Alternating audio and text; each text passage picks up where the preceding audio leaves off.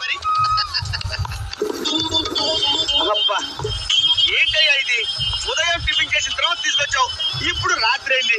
ఎక్కడికి తీసుకెళ్తున్నావు నన్ను? బాబాయ్ అసలు నేను మామూలు అదృష్టమా, దరిద్రం టైపు కదా. ఏమిటో అంతా నీ అభిమానం అయ్యా. నేను నీకు దానం చేస్తున్న వాహనం. ఏంటిది? మినీ విమానమా? కాదు కదా, చెప్తా. ముందు ఈ స్టాంప్ పేపర్స్ మీద సంతకం పెట్టు. పేపర్స్ మీద సంతకం పెట్టడం ఏమిటయ్యా?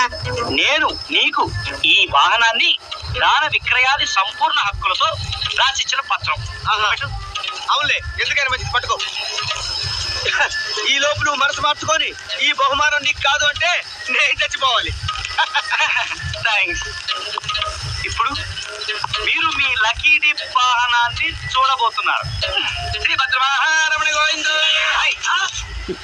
రోడ్డు రోలరా? ఇదేంటయ్యా, రోడ్డు రోలర్ కూడా బహుమానంగా ఇస్తారా?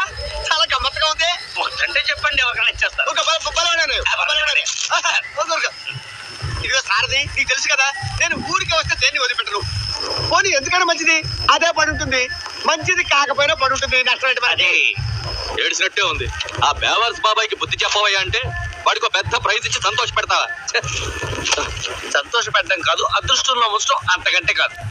ఆ రోడ్ రోలర్ బాగు చేయడానికి